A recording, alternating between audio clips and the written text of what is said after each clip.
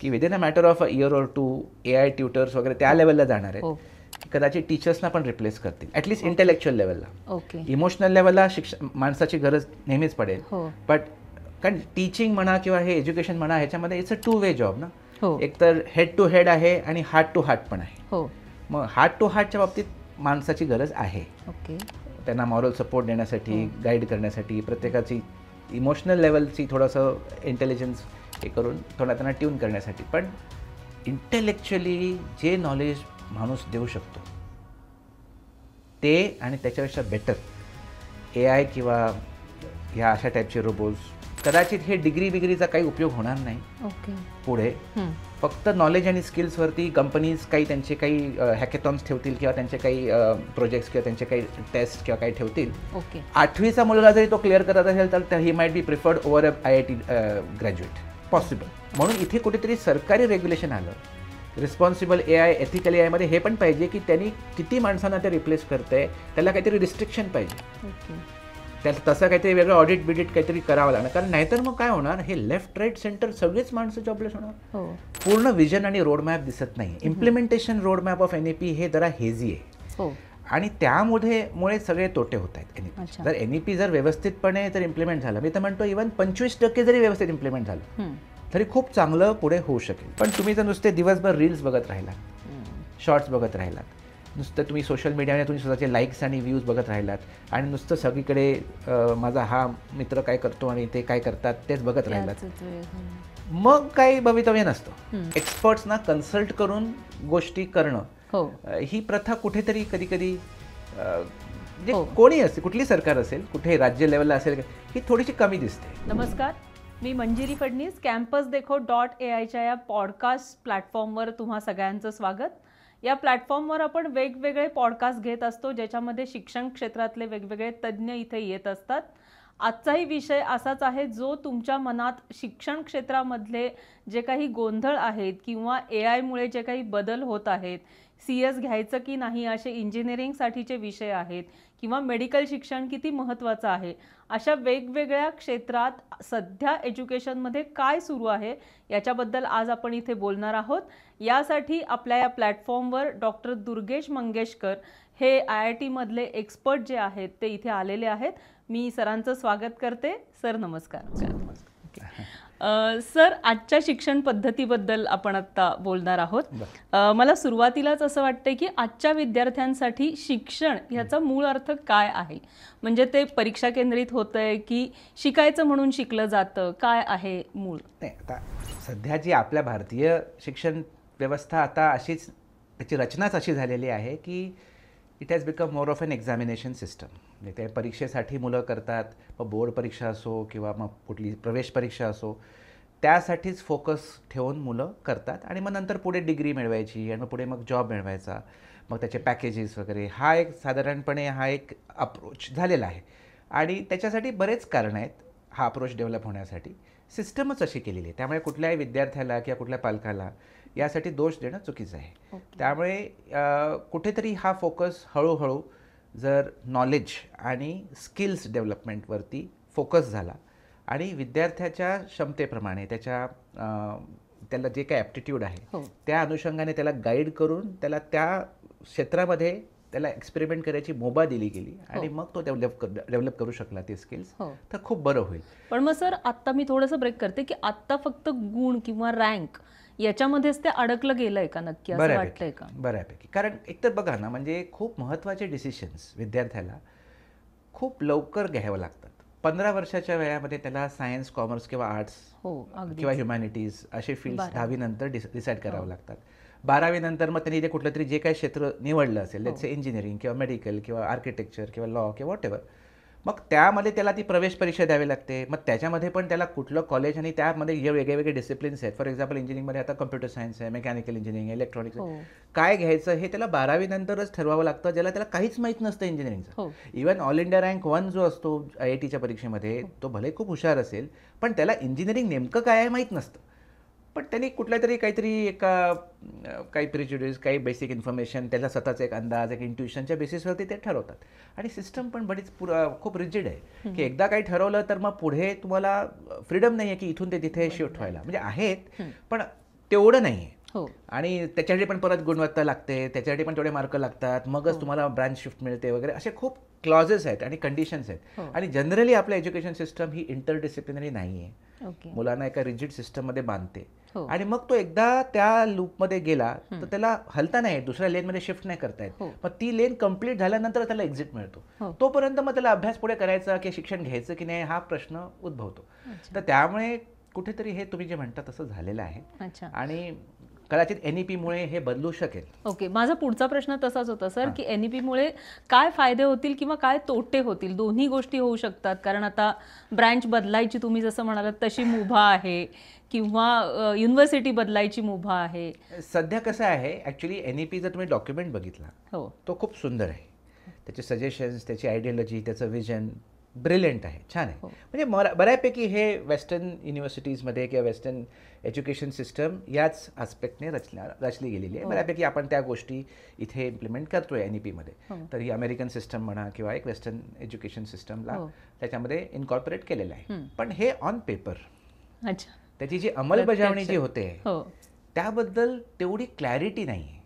म्हणजे कदाचित जे पॉलिसी मेकर्स आहेत, जे हे इम्प्लिमेंट करतायत, हे ड्राईव्ह करतायत, त्यांच्या मनामध्ये ही क्लॅरिटी असेलही, पण जे ऑन ग्रासरूट लेवल, मग विद्यार्थ्यांमध्ये, पालकांमध्ये, टीचर्समध्ये, प्रिन्सिपल्समध्ये, इव्हन व्हाईस चान्सलर्समध्ये, डीन्समध्ये पूर्ण विजन आणि रोडमॅप दिसत नाही. इम्प्लिमेंटेशन रोडमॅप ऑफ NEP हे जरा हेझी आहे आणि त्यामुळे सगळे तोटे होत आहेत NEP. जर NEP जर व्यवस्थितपणे जर इम्प्लिमेंट झालं, मी तर म्हणतो इव्हन 25% जरी व्यवस्थित इम्प्लिमेंट झालं तरी खूप चांगलं पुढे होऊ शकेल. म्हणजे सर्वात मोठी गोष्ट जी चांगली होऊ शकेल ते ही की मुलांना एंट्री एक्झिट आहे ना अवेलेबल. म्हणजे आज मला सपोज आता कुठल्या तरी एका कोर्समध्ये मी गेलो आणि मला 2 वर्षानंतर एक ब्रेक घ्यायचं वाटलं तर मी करू शकतो. मला काहीतरी एक सर्टिफिकेट मिळेल फर्स्ट इयर नंतर, सेकंड इयर डिप्लोमा मिळेल, मी डिप्लोमा घेऊन तरी बाहेर पडू शकतो आणि नंतर परत 5 वर्षानंतर I can go back to the third year. ही मुभा आहे NEP मध्ये. दुसरीच गोष्ट म्हणजे मला कंडिशन अशी नाही की मला त्याच कॉलेजमध्ये कंटिन्यू करायला पाहिजे. मी आज फर्स्ट इयर या कॉलेजमध्ये केलं तर मी सेकंड इयर दुसऱ्या कॉलेजमध्ये शिफ्ट होऊ शकतो. हे खूप मोठी गोष्ट आहे.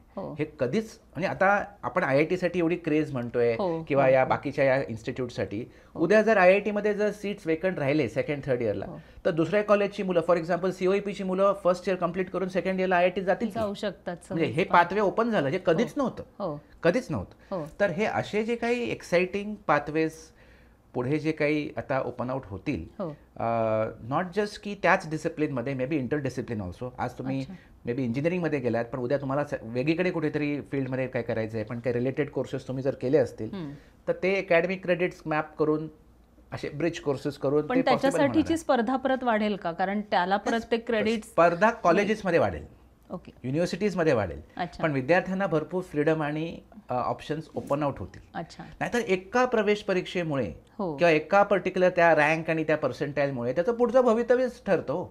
हे चुकीचं आहे ना. म्हणजे असं कसं कुठल्याही विद्यार्थ्याचं आपण गुणवत्ता एका परीक्षेवरती त्या 3 तासावरती कसं ठरवू शकतो? म्हणजे किती ती चांगली परीक्षा असेल पण त्या दिवशी त्याचं जर हेल्थ चांगली नसेल, त्याचं मन होऊ शकतं काही कारणामुळे is not able to perform. आणि आपण बघतो हे मोठे मोठे क्रिकेटर्स आपले, विराट कोहली असतील, कोणी प्रत्येक मॅचमध्ये काही सेंचुरी मारतात नाही, ग्रेट क्रिकेटर्स आहेत, त्यांच्या क्षमतेबद्दल काही कोणी डाऊट करू शकत नाही, देर एक्सलंट. पण त्या दिवशी काहीतरी होऊच शकतं ना, एखाद्या मॅचमध्ये आपण 0 आउट होतोच. तसं त्या मुलाचं सपोज झालं तर मग त्याच्यावरती त्याला तर पुढचं आयुष्य त्याच्यावरती हे करायचं बरोबर नाही. त्यामुळे इथे त्याला ऑप्शन आहे की बाबा फर्स्ट इयरला तू इथे जा, मग सेकंड इयर तू इथे शिफ्ट करू शकतो. तर हे जे NEPचं जे एक फ्लेक्सिबिलिटी आहे किंवा जी काही इंटरडिसिप्लिनरी अप्रोच त्यांनी ते दिलेलं आहे आणि जो मल्टिपल पाथवेज जे काही क्रिएट करायचे जे काही दिसतंय, ॲटलिस्ट ऑन पेपर तरी दिसतंय, तर ते खूप एक्साइटिंग आहे, खूप छान आहे. त्याच्यामुळे खूप चांगल्या गोष्टी आणि फायदे मुलांना होऊ शकतात. पण हे सगळ्या गोष्टी आधी इम्प्लिमेंट व्हायला पाहिजेत. त्याच्याबद्दल एक मास अवेअरनेस ड्राईव्ह पेरेंट्स आणि स्टुडंट्समध्ये सरकारकडून व्हायला पाहिजे.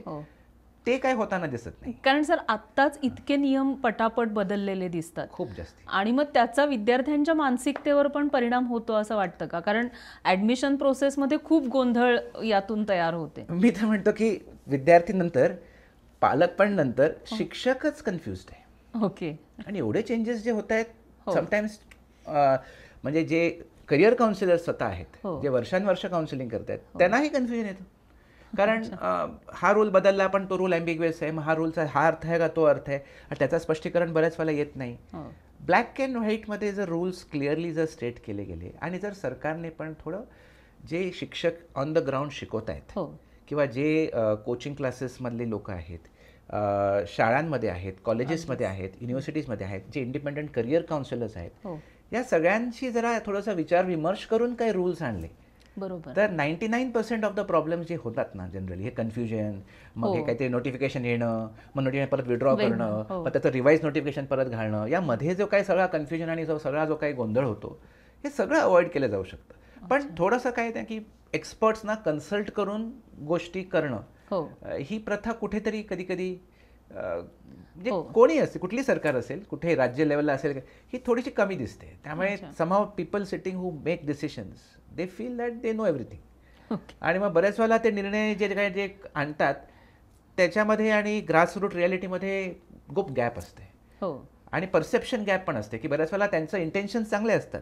त्यांना काहीतरी क्लॅरिटी, त्यांच्या मनात क्लॅरिटी असते, पण जे कम्युनिकेशन ज्या पद्धतीने होतं ते सगळं पोहोचत नाही पूर्ण सगळ्यांपर्यंत, आणि मग त्याच्यामुळे मग मुलांना कळतच नाही की असा ऑप्शन होता किंवा हे करू शकत होतो, अच्छा मला माहीतच नव्हतं, नंतर कधीतरी कुठेतरी कळतं. कारण तू दुसरा कोणतरी विद्यार्थी भेटतो, तो म्हणतो की मी तसं आलो होतो, अच्छा असं होतं हे माहीतच नव्हतं. तर हे लॅक ऑफ अवेअरनेस हा स्पेशली महाराष्ट्रामध्ये मी बघितलं आहे, हा खूप मोठा प्रॉब्लेम. आधी तर आम्ही 20-25 वर्षापूर्वी जेव्हा आम्ही सुरुवात केली होती सगळं आमचं IIT सगळं काम, तेव्हा आम्ही IIT एज्युकेशनबद्दल खूप कन्फ्युजन होतं. IIT आणि IIT मध्ये डिफरन्स लोकांना माहीत नव्हतं. अच्छा, तर तेव्हापासून ते आम्ही बघतोय की कुठल्याही बाबतीत असा अवेअरनेस क्रिएट करावा लागतो, आणि जर तो केला तर मग लोक सजग होतात आणि मग योग्य निर्णय घेतात आणि मग ते एक इकोसिस्टम तयार होतं. पण ते सगळ्याच गोष्टी प्रायव्हेट सेक्टरमध्येच लोक करतील अशी अपेक्षा धरून नाही व्हायला पाहिजे. हे सरकारच्या थ्रू काही इनिशिएटिव्ह व्हायला पाहिजेत. मुलंही सर कारण ह्याच्या आधीपासून खूप आधीपासून तयारी करत असतात, तर त्यामुळे त्यांना असं असतं की आधी इतका अभ्यास केलाय आणि मग अचानक नाहीच ऍडमिशन मिळालं तर काय. हो ना, तो प्रेशर आहेच, असं प्रेशर राहतं. तर हे साधारण कधीपासून सर CET असेल किंवा JEE असेल याचा अभ्यास कधीपासून सुरू करायला हवा? नाही बघा, CET किंवा बाकी MHT CET जर तुम्ही म्हटला इंजिनिअरिंग 2 वर्ष सफिशियंट आहे. अच्छा, 11वी-12वीचे 2 वर्ष सफिशियंट. कारण सर त्याचंही आता असं म्हणतात की खूप टफ लेवल वाढत चालले, तर असं काही आहे का? हा, म्हणजे या वर्षीचा CET मध्ये काही क्वेश्चन्स टफ होते, JEE मेन्सच्या लेवलचे होते, पण तसं व्हायलाही पाहिजे ना. म्हणजे म्हणजे कसं आहे, परीक्षा कशी असणार की तुम्हाला पुढे काय करायचं आहे, इंजिनिअरिंग करायचं आहे, मग इंजिनिअरिंगच्या जी लेवल आहे त्यालाच कमेन्सुरेट एक परीक्षा पाहिजे ना. आज नाही तर MHT CETची आजची परिस्थिती तुम्हाला सांगतो, तुम्ही फर्स्ट स्टँडर्डच्या विद्यार्थ्याला पण 50 मार्क 200 पैकी मिळवू शकतात. कसं काय? सगळे B मार्क करा, नेगेटिव्ह मार्किंगच नाही आहे. म्हणजे ॲक्च्युली एका प्रवेश परीक्षेसाठी नेगेटिव्ह मार्किंग असायला पाहिजे. Examination science dictates that. अच्छा, कारण त्याचा बेसिक सायन्स असं आहे की जर एक टोटली इग्नोरंट माणूस त्यांनी जर परीक्षा दिली, त्याला काहीच येत नाही, त्यांनी जर परीक्षा दिली तर त्याला 0 मार्क मिळायला पाहिजेत. त्यांनी एक ब्लँक पेपर सोडून द्यायला पाहिजे, हे त्याचं खरं तथ्य असायला पाहिजे. पण तसं नाही. आज CET मध्ये आपण बघतो की जर त्यांनी सगळे मार्क केले, एकाच कुठेतरी ऑप्शन मार्क केला, तर लॉ ऑफ प्रोबॅबिलिटीने त्याला ॲटलीस्ट 1/4 क्वेश्चन त्याचे करेक्ट निघणार. सगळे लिहित क्वेश्चन पेपरची पण गरज नाही, प्रश्नपत्रिका न बघता तुम्हाला आज पॉसिबल. आणि सरकारचा रूल आहे की फक्त 1 मार्क मिळाले तुम्हाला इंजिनिअरिंगमध्ये ॲडमिशन मिळते, पण 50 मार्क मिळणं तर कोणालाही पॉसिबल आहे. म्हणजे इव्हन जो शाळेत कधी गेलेला नाही त्यालाही पॉसिबल आहे. सो तसं नाही व्हायला पाहिजे, नेगेटिव्ह असायला पाहिजे. आणि सेकंडली परीक्षेची डिफिकल्टी लेवल थोडी चांगली असायला पाहिजे. मग योग्य मुलं इंजिनिअरिंगला जातील आणि मग त्यांचं कुठेतरी काहीतरी. पण सर आता इतके इंजिनिअरिंग कॉलेजेस आहेत, पुन्हा CS ची एक मोठी क्रेज आहे, तर मग या सगळ्यावर कसं उत्तर मिळेल? की मुलांचा जनरली विचार असा असतो की 8वी पासून क्लास लावायचा, 12वी नंतर कॉम्प्युटर सायन्स घ्यायचा आणि मग परदेशात जायचं. तर एक तर 8वी पासून लावावा का हा एक प्रश्न आहे. त्याला जोडून असा आहे की आत्ताची परिस्थिती जर बदलली की ट्रम्प आणि हे सगळे जे काही धोरणं आहेत, तर या धोरणाला अनुसरून आता परदेशात जाणं तितकं सोपं राहिलंय का? आणि मग त्याला खरंच JEE किंवा CETचा अभ्यास करून इंजिनिअरिंगला जावं का? हा खूप लेअर्ड प्रश्न आहे तुमचा. त्यामुळे त्याच्या 3-4 मोठे मोठे मुद्दे आहेत, त्याच्यावर आपण घेतोय. थोडा वेळ लागेल उत्तर द्यायला, पण सांगतो. बेसिकली कसं आहे, एक करून घेऊया आपण. अगदी सर. पहिली गोष्ट म्हणजे 8वी-10वी पासून तयारी करायची की नाही करायची. तुम्हाला कम्प्युटर सायन्स करायचं असेल का काही करायचं असेल तर हा प्रश्नाचं उत्तर आपण देऊया. JEE ॲडव्हान्सची तयारी करायची असेल म्हणजे IITच्या परीक्षेसाठी, तर 2 वर्ष 11वी-12वीची देऊन शक्य आहे का सक्सेस शक्य आहे. अच्छा, शक्य आहे. असे अनेक उदाहरणं आहेत आमच्याकडे. इनफॅक्ट जेवढी काही विद्यार्थी आम्ही गेले 23 वर्षात शिकवलेली आहेत, 40% विद्यार्थ्यांनी 2च वर्ष अभ्यास केला होता. असं नाही की ज्यांना रँक आला, मी म्हणतोय ऑलमोस्ट 1500 मुलांना रँक आलेला आहे, पण त्यांना सगळे काही मुलं 8वी 9वी 10वी पासून तयारी करून आलेले नाही. 11वी 12वी 2 वर्ष व्यवस्थित दिली तरी होतं, पण त्या 2 वर्षामध्ये स्ट्रेस होतो. ओके. विदाउट स्ट्रेस 2 वर्षात जे ॲडव्हान्समध्ये रँक हे ऑलमोस्ट अशक्य आहे. ओके. म्हणजे अनलेस तो खूपच आणि 12वीलाच करून असं कुणी झालंय का सर की 12वीला सुरुवात केली? एका वर्षात होतच नाही. जे ॲडव्हान्स हे एका वर्षात होणारच नाही. ओके. 2 वर्ष तर लागतातच. ओके. आता दुसरी गोष्ट, हा तणाव तुम्हाला नको असेल, ओके, मग तुम्ही 10वीत सुरू करा, 9वीपासून सुरू करा किंवा 8वीपासून सुरू करा. आता कोचिंग क्लासेसने 8वी 9वी 10वीचे क्लासेस करण्याच्या मागे त्यांच्यासाठी ते ॲडमिशन पाईपलाईन होऊन जातं. हो. So it is a business purpose, strategic purpose. हे फॅक्ट आहे, सगळ्यांचंच तसंच आहे. बट अकॅडमिक पर्पज हा जो आहे की तो विदाउट स्ट्रेस, तुम्ही स्ट्रेस न घेता हा सगळा अभ्यास कसा पार पाडू शकता, त्याच्यासाठी मग लवकर सुरू करून ते होतं. पण 8वी 9वी 10वीमध्ये खूप स्ट्रेस घ्यायची गरज नाही. पण सर तेव्हा कळतही नाही ना मुलांना, तर त्या परिस्थितीत मग पालकांनी फोर्सफुली होत नाही का, किंवा त्यांचे इतर गुणांना ते मारक नाही का ठरत? नाही, 8वी 9वी 10वीला असं खूप वेळ नाही हो, रोज नाही. साधारणपणे असे लाईट फाउंडेशन प्रोग्राम्स आहेत जे फक्त रविवारी असतात. शनिवार रविवारी थोडासा वेळ द्यायचा. म्हणजे आठवड्यातून तुम्ही जर 10 तास काढू शकत असाल, लेक्चर प्लस अभ्यास, फक्त 10 hours in the entire week, तर असे बरेच फाउंडेशन प्रोग्राम्स अवेलेबल. आम्ही पण तसं तेवढंच करतो, त्याच्यापेक्षा जास्ती नाही. बाकी तुम्ही तुमचं खेळा, तुम्ही तुमचे बाकीचे हॉबीज परस्यू करा, तुम्ही शाळेत जा, तुम्ही सगळं करा. 8वी 9वी 10वीमध्ये बाकी काही नाही. हां, आता असे पण काही प्रोग्राम्स आहेत तुम्ही जे म्हणतात तसं की खूप जास्ती स्ट्रेस ते 8वी 9वी पासूनच देतात. तो सिलेबस जो पुढे शिकायचा तो आतापासूनच कव्हर करतात. तो अप्रोच चुकीचा आहे. त्याच्याने मग तुम्ही तुमचं त्या मुलाचं लहानपण मारता आणि मग त्याचं चाइल्डहुड तुम्ही एकदा किल केलं की मग तो नुसता अभ्यास करत राहणार. आणि मग काय होतं, ही मुलं IITत जातात, IITत गेल्यानंतर अभ्यास करतच नाहीत. हो. असे सर कोण तुमच्याकडे इतक्या बॅचेसमध्ये असं कधी झालंय का की दुसरीकडे कुठेतरी तो शिकत होता पण खूप त्याला स्ट्रेस होता 8वी पासून किंवा, आणि मग त्याला नंतर ही IIT नंतर अभ्यास करणंही त्याला नकोसं झालं? एक कशाला, हजारो उदाहरणं आहेत. अच्छा. हजारो उदाहरणं. आणि ते तुम्ही IITच्या कुठल्याही IIT कॅम्पसमध्ये आज जा आणि तुम्ही रँडमली एका 10 मुलांशी बोला, 10 पैकी 6-7 मुलं आता तिथे तेवढ्या जोमाने अभ्यास करतच नाही जेवढा त्यांनी JEEसाठी अभ्यास केलेला असतो. नाही केला. तसं आहे ही परिस्थिती. म्हणून हा बर्नआउट हा विषय होतो. बऱ्याच वेळेला पॅरेंट्सना काय वाटतं, आपण आता खूप प्रेशर करूया आणि IITत जाऊया, का इकडे जाऊया.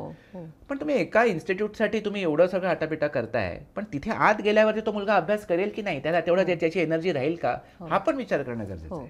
त्यामुळे हे जे हायपर फिवरिश ऑब्सेसिव्ह जे कोचिंग करतात, मी त्याच्या समर्थनात नाही आहे. आय थिंक की हा आपला अभ्यास हा फिजिक्स केमिस्ट्री मॅथ्सचा एवढा सुंदर आहे खरा म्हणजे, की त्या सब्जेक्टची जर गोडी लागली आणि तो विषय जर छानपैकी समजला आणि त्याच्यामध्ये त्या ज्ञानाकडे फोकस केलं, नॉलेजवरती फोकस केलं, त्या प्रॉब्लेम सॉल्विंग स्किल्सवरती फोकस केलं, तर खूप ब्युटिफुल आणि एक्साइटिंग फील्ड आहे म्हणजे अभ्यासाची.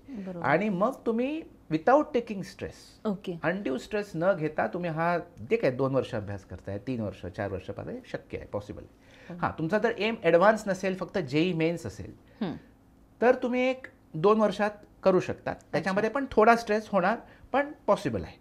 सिलेबस खूप मोठा आहे ना, 110 चॅप्टर्स आहेत, म्हणून तो स्ट्रेस होतो. आणि काय, कारण त्यांना नुसतं समजायचं नसतं ते, आणि जे समजलं किंवा जे शिकलं क्लासमध्ये तेच परीक्षेत येणार नसतं. जे शिकलं ते आत्मसात करून प्रॉब्लेम्स जे परीक्षेमध्ये येणार आहेत ते टोटली वेगळे असणार आहेत, पण याच सिद्धांतावरती बेस्ड असणार आहेत. जसं शाळा कॉलेजच्या एक्झाम्स नोन कन्सेप्ट्स, नोन प्रॉब्लेम्सवरती आधारित असतात, की जे टीचरने शिकवलं, जे पुस्तकात आहेत तेच परीक्षेत आहेत. पण या JEE आणि ॲडव्हान्स आणि JEE मेन्स किंवा नीटमध्ये प्रश्न थोडेसे असे आहेत, एस्पेशली JEE ॲडव्हान्स आणि JEE मेन्समध्ये, they are based on known concepts, unknown questions. की जे टीचरने जे शिकवलेलं आहे ते पुस्तकात थोडे वेगळे प्रश्न असणार, त्याच सिद्धांतावरती बेस्ड, आणि ॲक्च्युअल परीक्षेवरती पण त्याच सिद्धांतावरती बेस्ड, पण वेगळे प्रश्न येणार आहेत. त्यामुळे आम्ही पण आमच्या 2-3 वर्षाच्या कोर्समध्ये युजली 25-30 हजार क्वेश्चन्स करतो. अच्छा. त्याच्यापैकी एकही प्रश्न JEEत येत नाही. ओके. मुलांना आधीच सांगितलेलं असतं की तुम्ही हे सगळ्याची प्रॅक्टिस याकरिता करतायत जेणेकरून तुम्हाला नवीन सिच्युएशन फेस करता यायला पाहिजे. आणि पुढे प्रोफेशनल लाईफमध्ये असंच आहे ना. तुम्ही हे नाही म्हणू शकत, डॉक्टर हेसा नाही म्हणू शकत की अरे तू पेशंट आउट ऑफ सिलेबस आहेस. म्हणजे तू आम्हाला MBBS शिकवलंच नाही की तुला कसं ट्रीट करेल असं नाही तो म्हणू शकत. त्याला त्याचे जे काही नॉलेज आहे त्याला अप्लाय करून त्याला त्या पेशंटला ट्रीट करावं लागणार किंवा त्या प्रॉब्लेमला ट्रबल शूट करावं लागणार इंजिनियरला वॉट जे काय असेल. तर त्यामुळे नेहमी life is always about professional life is about non concepts and unknown problem. बऱ्याच वेळेला तर अननोन कन्सेप्ट पण असतात. आजकाल तर चॅलेंजेस एवढे वाढले आहेत की आपल्या नॉलेजच्या बाहेर पण बरेच वेळा प्रॉब्लेम्स येतात जे we cannot solve within our domain of knowledge.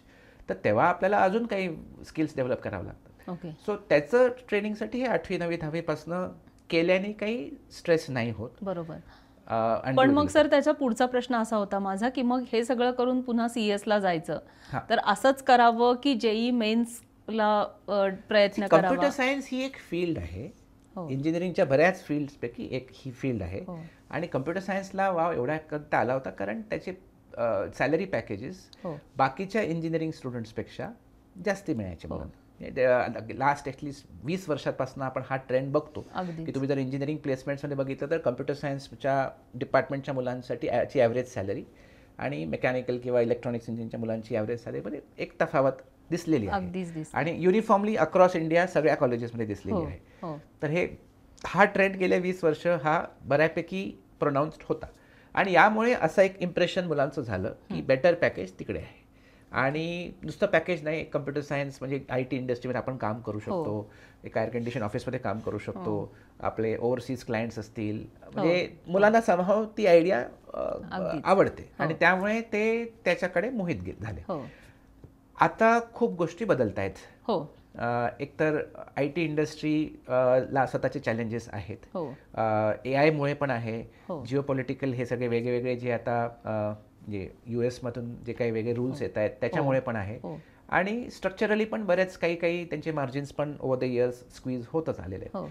त्यामुळे अशा सिच्युएशनमध्ये IT इंडस्ट्री आता एवढ्या प्रमाणामध्ये नवीन जॉब्स क्रिएट करतील का, जॉब देऊ शकतील का आणि त्या सॅलरीज देऊ शकतील का, हा प्रश्नचिन्ह उत्पन्न झालेला आहे.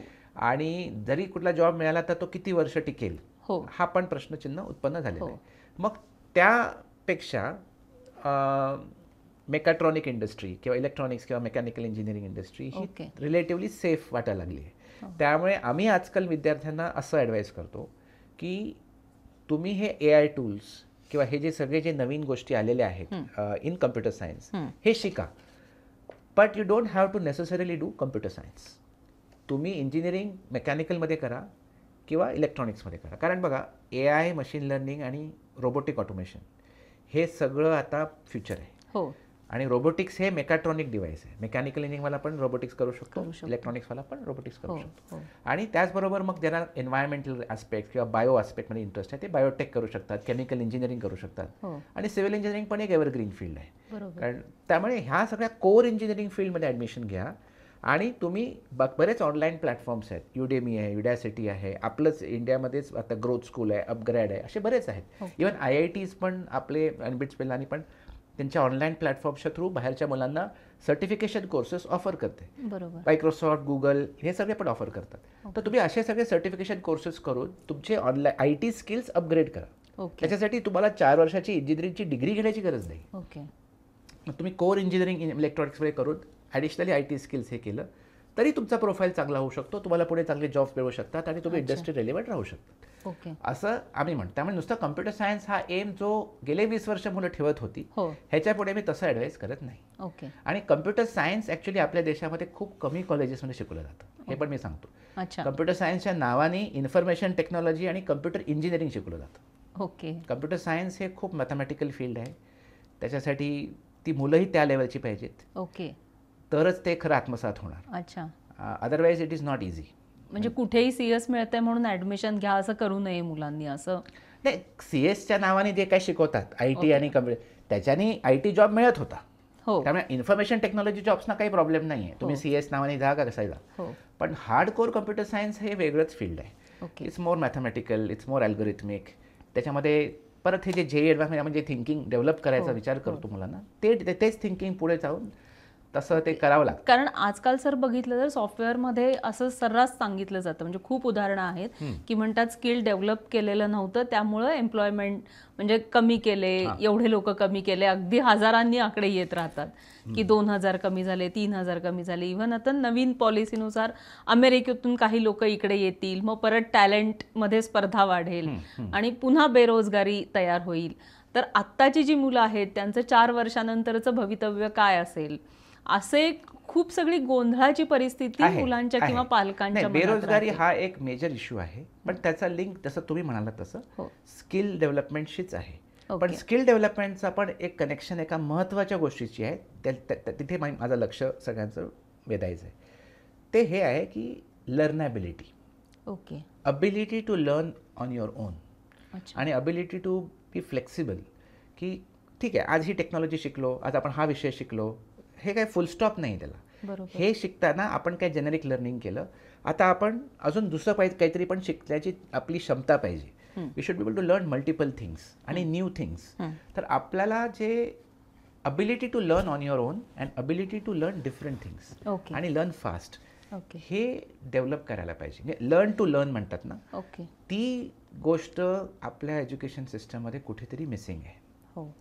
आणि त्यामुळे फर्स्ट प्रिन्सिपल्स थिंकिंग डेव्हलप करणं, की कुठली गोष्ट मूळ सिद्धांतांपासून समजून घेणं, फंडामेंटल्सपासून समजून घेणं. म्हणून हे आम्ही जेईचा अभ्यास करा असं का म्हणतो, कारण तिथे कुठेतरी ॲटलिस्ट फिजिक्स, केमिस्ट्री, मॅथमॅटिक्सचं अंडरस्टँडिंग हे फंडामेंटल्सपासनं फर्स्ट प्रिन्सिपल्स थिंकिंग डेव्हलप होतं. आणि हे फर्स्ट प्रिन्सिपल्स थिंकिंग करणारा माणूस कुठल्याही क्षेत्रात गेला तर त्याला सक्सेस मिळू शकतो, कारण तो कुठलीही गोष्ट व्यवस्थितपणे त्या क्षेत्राला समजू शकतो.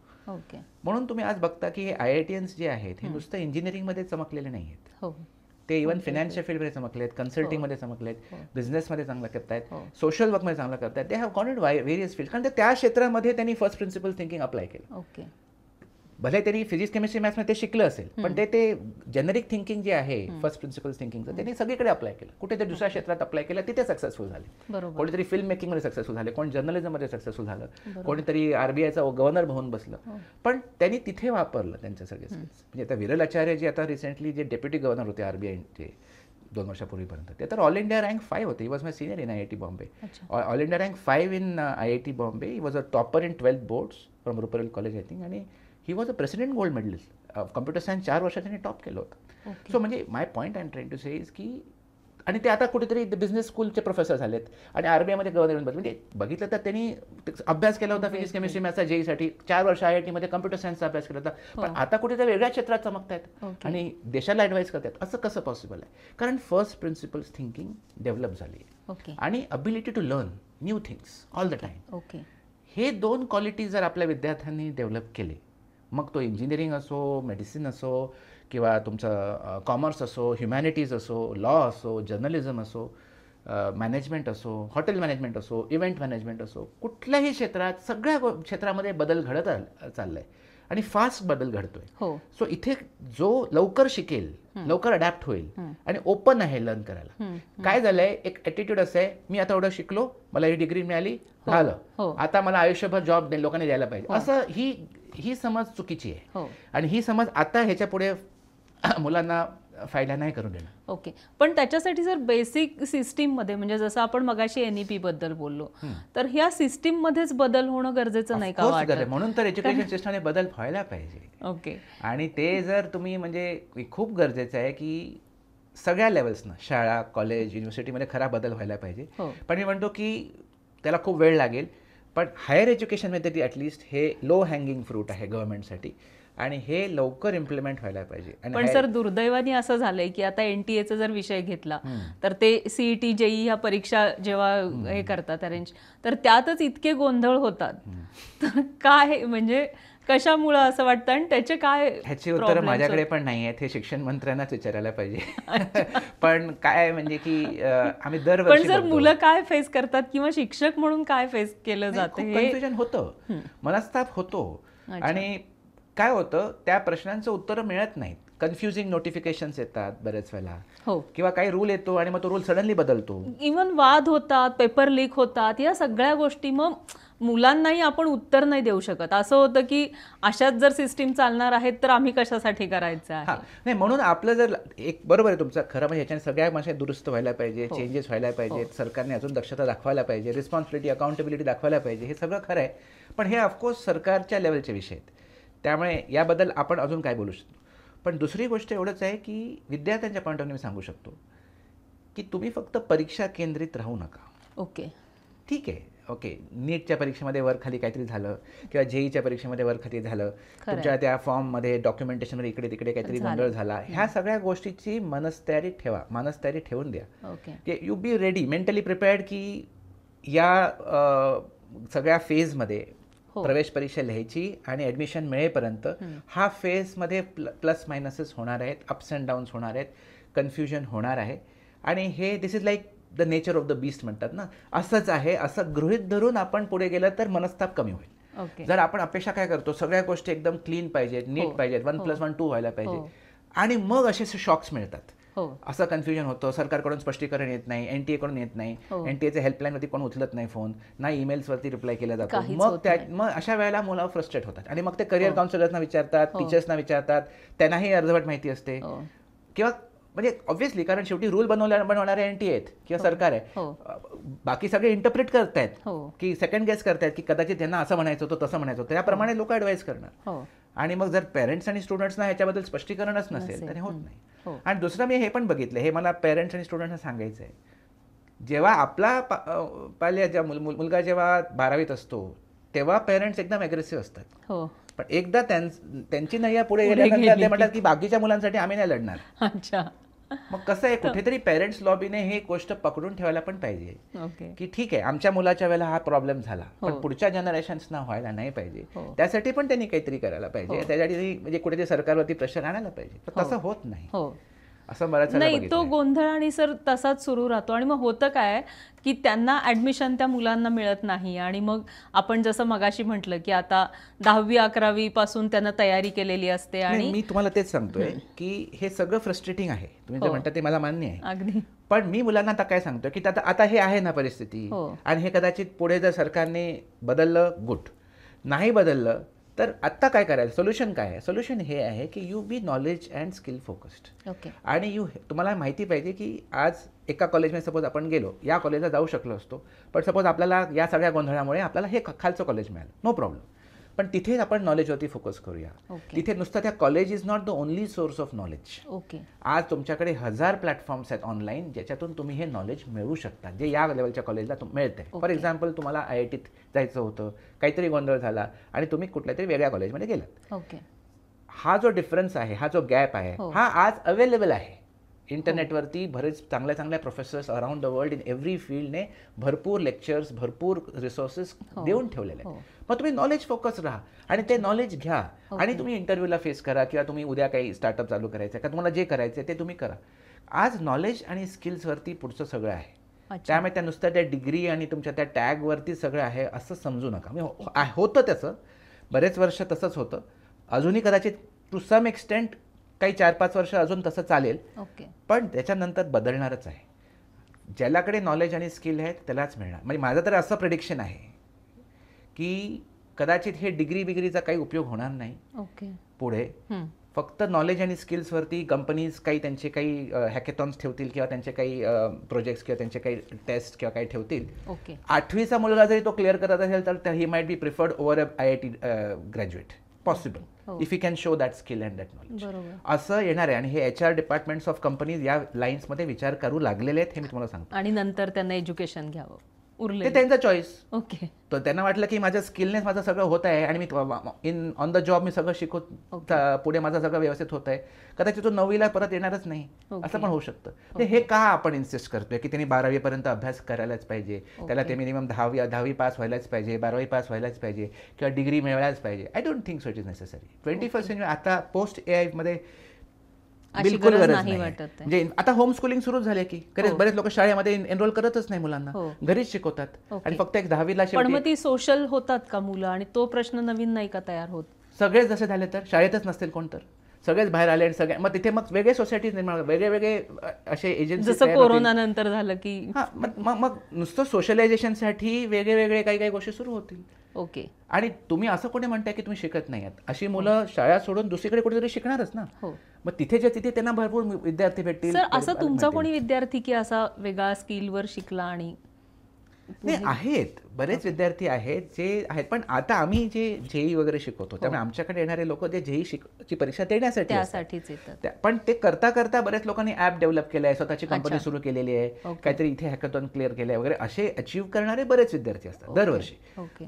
पण मग शेवटी त्यांनाही माहिती असतं की ते ठीक आहे, पण आता मला ही परीक्षा द्यायची आहे, मला आता क्लिअर केल्यानंतरच पुढचं माझं भवितव्य आहे. माझं असं म्हणणं आहे की हे NEP इम्प्लिमेंट झालं व्यवस्थित, आणि AI तर आता एवढं फास्ट इव्हॉल्व्ह होत आहे की within a matter of a year or 2 AI tutors वगैरे त्या लेवलला जाणार आहेत की कदाचित टीचर्सना पण रिप्लेस करतील, ॲटलिस्ट इंटेलेक्च्युअल लेवलला. इमोशनल लेवलला माणसाची गरज नेहमीच पडेल, बट कारण टीचिंग म्हणा किंवा हे एज्युकेशन म्हणा, ह्याच्यामध्ये इट्स अ 2 वे जॉब ना.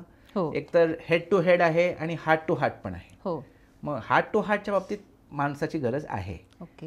त्यांना मॉरल सपोर्ट देण्यासाठी, गाईड करण्यासाठी, प्रत्येकाची इमोशनल लेवलची थोडंसं इंटेलिजन्स हे करून थोडा त्यांना ट्यून करण्यासाठी. पण इंटेलेक्च्युअली जे नॉलेज माणूस देऊ शकतो ते आणि त्याच्यापेक्षा बेटर AI किंवा ह्या अशा टाईपचे रोबोट्स देऊ शकतील. ऑलरेडी देत आहेत, आणि आता ते अजून थोडासा मॉडेल्स जर इम्प्रूव्ह झाले तर it can definitely happen. Intellectually आता माणसाची सर, मुलांनी ChatGPT आणि हे किती वापरावं आता? की कारण आजकाल असं होतं मुलांना, माझ्या मते वापरावं. पण मग त्यांना विचार करणं कमी होतंय असं काही वाटतंय का तुम्हाला? होते. त्यात तोच डाऊन साईड आहे की फर्स्ट प्रिन्सिपल्स थिंकिंग तुमचं डेव्हलप होणार नाही, सृजनशीलता, क्रिएटिव्हिटी डेव्हलप होणार नाही. तुम्ही जर एक्सेसिव्हली हे AI टूल्स, रेडीमेड उत्तरं, सगळे रेडीमेड गोष्टी सगळ्या करत राहिलात तर हा त्याचा डाऊन साईड समजून ChatGPT वापरावा. की ChatGPT मी माझं जे काम, जे घोडागिरी आहे ते शॉर्टन करण्याला, माझा वेळ वाचवण्यासाठी, माझा स्टडी जास्त एफिशियंटली करण्यासाठी मी ChatGPT वापरणार. पण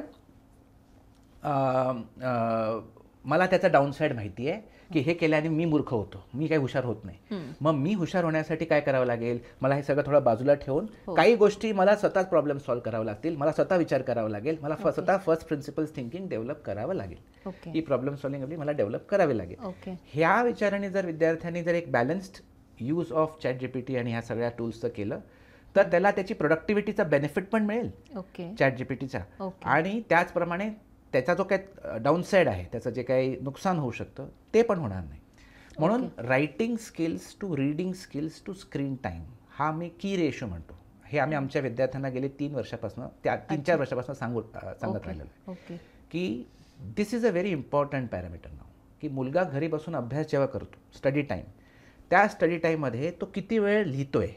लिहिताना नोट्स लिहायचं नाही, नुसतं नोट्स लिहून काढणं ते नाही, सॉल्व्ह करतोय, स्वतः विचार करून काहीतरी लिहितोय, किंवा कुठल्या तरी लिटरेचरचा स्टुडंट असेल तो स्वतः काहीतरी एसे लिहितोय किंवा स्वतःचं काहीतरी पोएट्री लिहितोय. म्हणजे काही कुठला उतरवणं नव्हे, स्वतःच्या डोक्यातून इथे काहीतरी काय येतंय.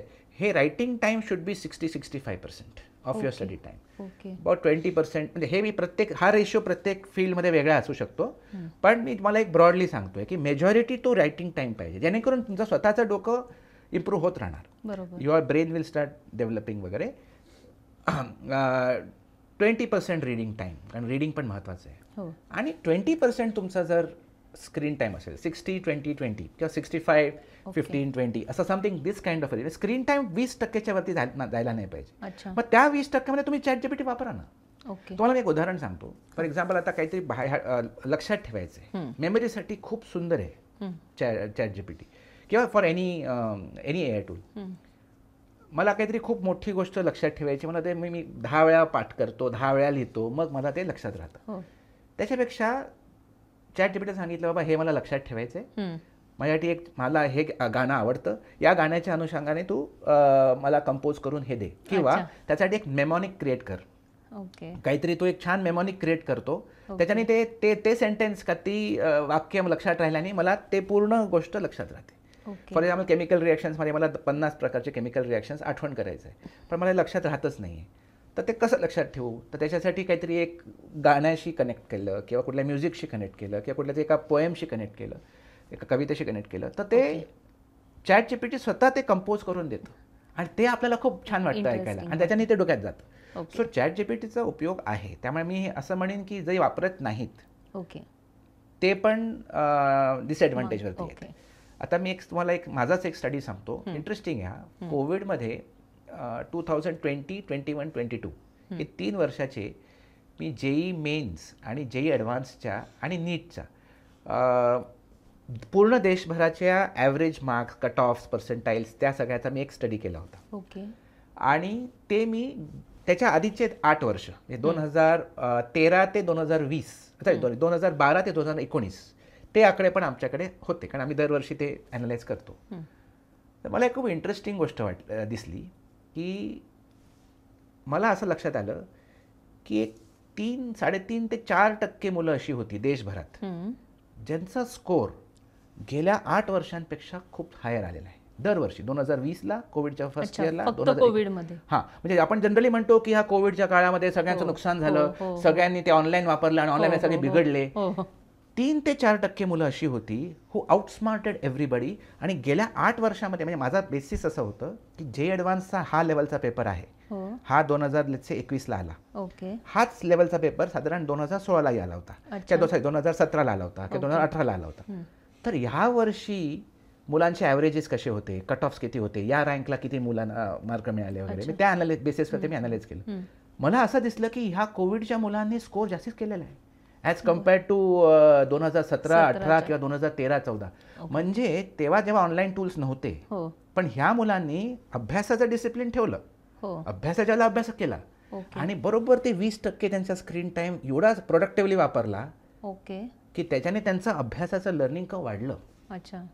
So smart students will always use this technology smartly. पण हे शहरी भागातच मुलं वापरू शकतात असं वाटतं? नाही, तुम्हाला एक जनरल काय वाटतं की ग्रामीण भागातल्या मुलांवर मग त्याचा निगेटिव्ह होतोय? नाही, ते अर्बन आणि ग्रामीणचं नाही. आता ChatGPT सगळ्यांकडे झाले त्यामुळे आणि इंटरनेट सगळीकडे झालंय, त्यामुळे आम्हाला हे फक्त ज्या विद्यार्थ्याला ह्याचा अवेअरनेस आहे, स्मार्टली वापरू, जो स्मार्ट आहे, जो सिन्सिअर आहे, त्याला खरोखर मार्क मिळवायचे आहेत, त्याला टाइमपास करायचा नाहीये. नाहीतर काय होतं, आणि हे पण मी सांगतो मी 4% मुलांनी तरी केलं असेल ते तसं, एक साधारण 12% मुलांचा स्कोर बदलला नाही. तो तेव्हा जसा होता तसा तेव्हा होता. राहिलेले जे काही 84% होते ते खालावले, त्यांचे मार्क एकदम खाली होते as compared to the 2012 to 2019. म्हणजे त्यामुळे हे जे काही जनमत आहे की कोविडच्या वेळेला मुलांची वाट लागली, त्याने अभ्यास नाही केला, नाही, तसं झालेलं आहे. 84% मुलांना तसं झालेलंच आहे, दिसतंय ते. पण ते कशामुळे की डिस्ट्रॅक्ट झाले ना स्क्रीनवर, आणि स्क्रीनच बसले, मग बाकीचं काहीतरी युट्यूब करत बसले, इंस्टाग्राममध्ये गेले आणि त्यास नुसतं बघत बसले, लिहिलं नाही, स्वतः सॉल्व्ह नाही केलं. तो रायटिंग टाइम त्यांचा कमी झाला. ज्यांनी स्मार्टली वापरलं ते, आणि ज्यांनी स्मार्टली वापरलं त्यांचा स्कोर अनप्रेसिडेंटेडली हाय झाला. म्हणजे माझा या स्टडीचा मी उल्लेख का करतोय, त्याचं कारण असं आहे की आजच्या आणि ह्याच्या पुढच्या भावी काळामध्ये जर विद्यार्थ्यांनी हे जे सगळे जे टूल्स आहेत, आणि 2020 ते 22ला तेवढं काही AI चे टूल्स तसे नव्हते अवेलेबल. नॉर्मल झूम होतं, नॉर्मल ह्या सगळ्या अशाच गोष्टी होत्या, यूट्यूब वगैरे. आता तर एवढे एफिशियंट AI टूल्स आलेले आहेत, ते तुमचं एक टेक्स्टबुक तुम्ही जर दिलं तर ते रिकास्ट करून तुम्हाला पाहिजे त्याच्या तुमच्या इंटरेस्टप्रमाणे ते तुम्हाला ते करू शकतं, व्हिडिओज क्रिएट करू शकतो, ऑडिओ क्रिएट करू शकतो. म्हणजे तुम्ही अभ्यास अजून खूप हॅपीली करू शकता. एकदम तुम्हाला जे आवडतं त्या गोष्टी इन्कॉर्पोरेट करून त्याच गोष्टी, त्या content can be reframed, rephrased, lot of gamification possible, simulations possible, आणि एवढं AI वापरून एक पर्सनलाइज लर्निंग पाथ मुलाला देऊ शकतो. त्यामुळे आज ह्याचा पोटेन्शियल मुलाला ज्याला अभ्यास करायचा आहे ना, तो ॲटलिस्ट 2 टाइम्स त्याचा प्रोग्रेस होणार ॲज कम्पेअर तेवढ्याच त्या काळामध्ये जे आधी व्हायचा. पण त्याच्यासाठी सदुपयोग व्हायला पाहिजे. आणि technology always is a 2-edged sword. त्याचा फायदा पण असतो आणि दुरुपयोग पण होतो. तुम्ही जर ते पण सर AIचा मग आता एंट्रन्स एक्झाम आणि याच्यावर काय परिणाम होईल का? या टूल्समुळे एंट्रन्स एक्झामच कॅन्सल होतील किंवा एकूणच काय शिक्षण क्षेत्रात फरक पडेल? नाही, म्हणजे बघा, एंट्रन्स एक्झामला काही तसा इफेक्ट नाही होणार. एंट्रन्स एक्झाम्स राहतील, कुठल्या ना कुठली तरी एंट्रन्स एक्झाम द्यावीच लागणार की आता मुलांना ॲडमिशन कशी मिळणार, काहीतरी क्रायटेरिया पाहिजे.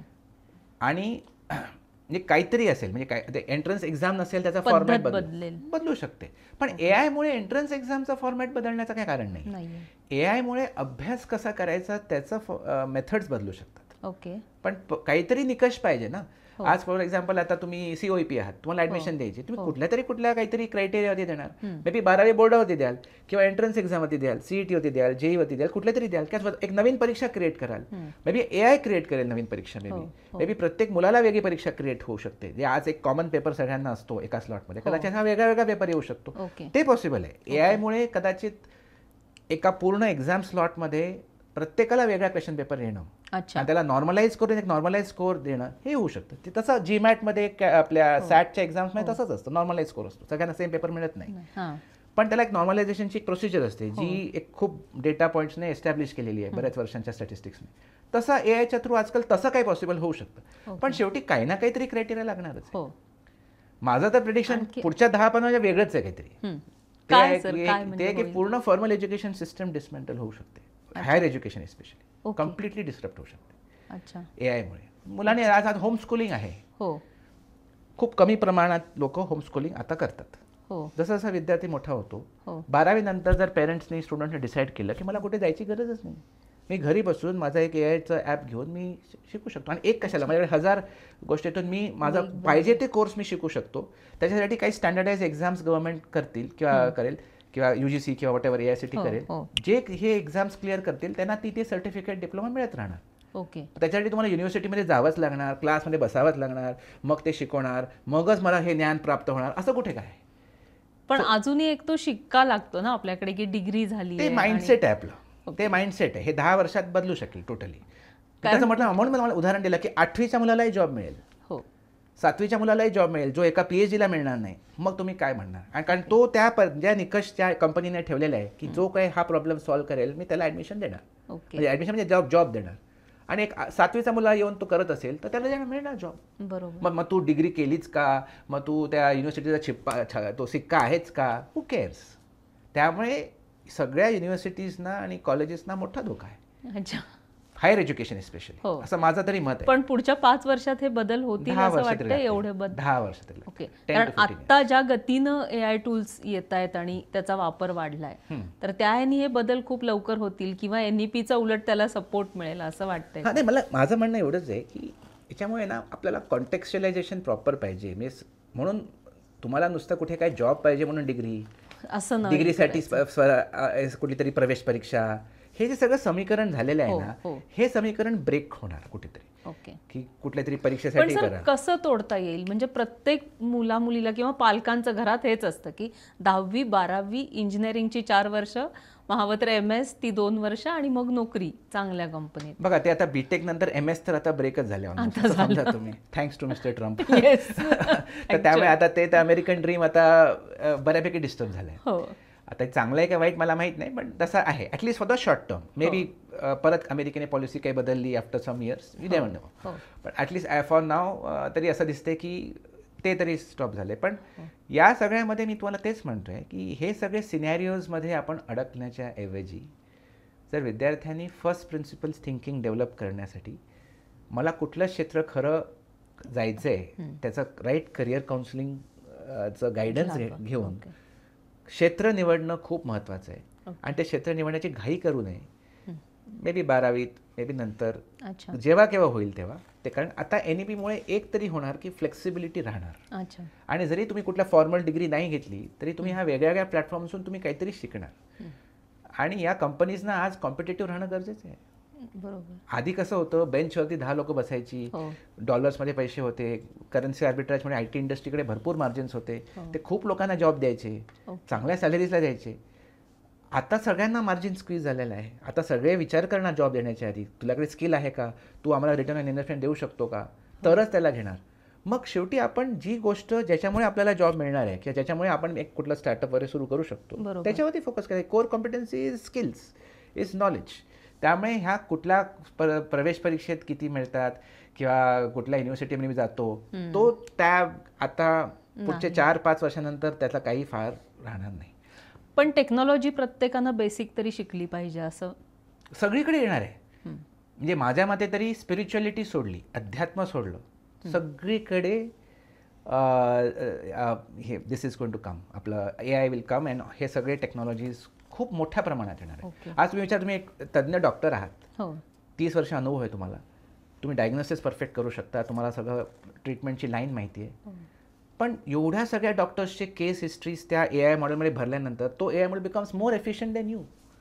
आणि हे प्रूव्ह पण झालं आहे बऱ्याच केस स्टडीजमध्ये की it is able to diagnose a disease better than most doctors.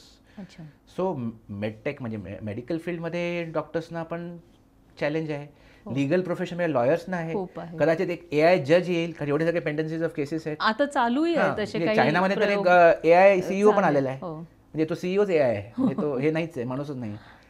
Dark factories आहेत की रॉ मटेरियल टाका आणि प्रोडक्ट बाहेर येतो, आत एकही माणूस नाही आहे त्या डार्क फॅक्टरीजमध्ये. म्हणजे हे झालेलं आहे, म्हणजे असं नाही की हे होऊ शकतं.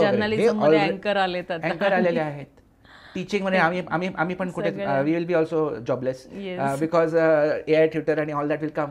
दिस इज, हे सगळं दिसतंय समोर. आता फक्त आपण ऑस्ट्रिच अप्रोच घ्यायचा की असं काय होणार नाही, असं काय होणार नाही, असा घ्यायचा का हे होणार आहे हे स्वीकारायचं, आणि जर हे असं होणार असेल तर माझी काय भूमिका राहील हे विचार करून त्या भूमिकेसाठी आपण तत्पर होऊन आपण स्वतःचे स्किल्स त्या भूमिकेसाठी तयार करायचे. हे मला वाटतं that will be a sensible. पण मग बेरोजगारी वाढेल का असं म्हणतात? तर तसं म्हणून इथे सरकारचं, म्हणून मी आधी पण एका याच्यामध्ये असंच म्हटलं होतं की आपण आरक्षण म्हणतो समाजाच्या वेगळ्या वेगळ्या घटकांसाठी, आता माणसांसाठीच आरक्षण लागणार अगेन्स्ट AI अँड रोबोटिक्स.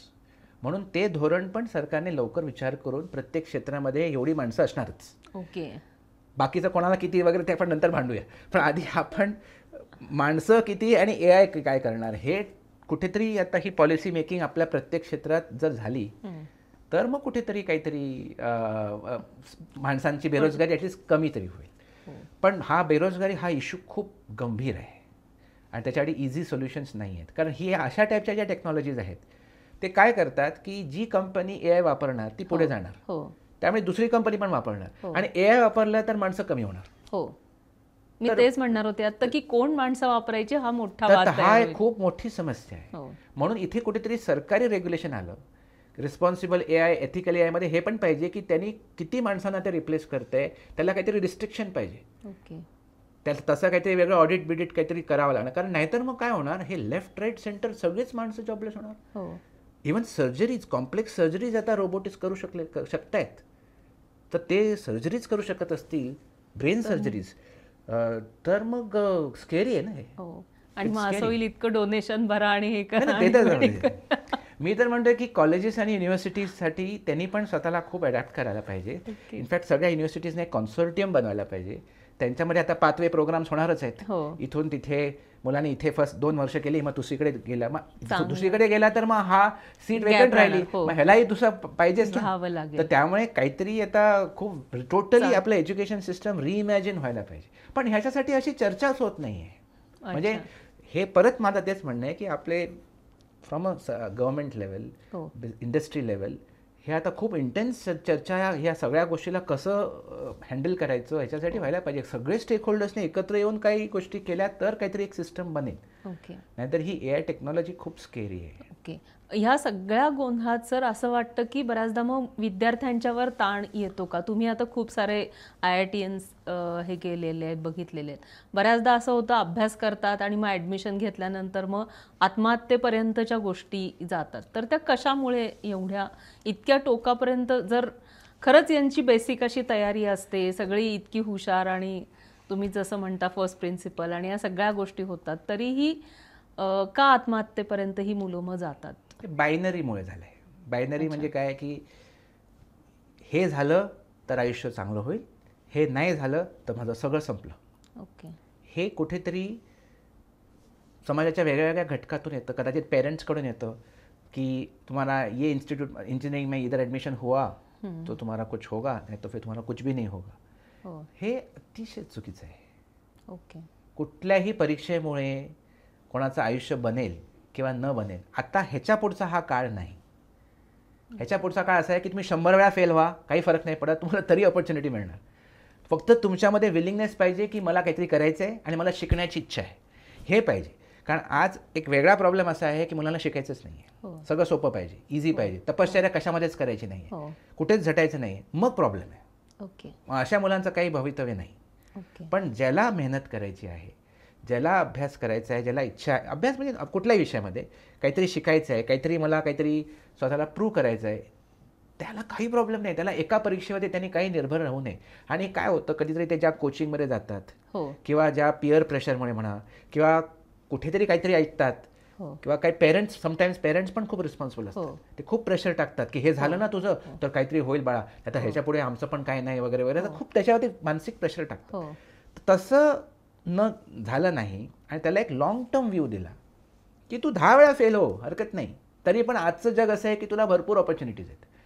हे त्याला फेल होण्याची त्याला परवानगी दिली गेली पूर्णपणे.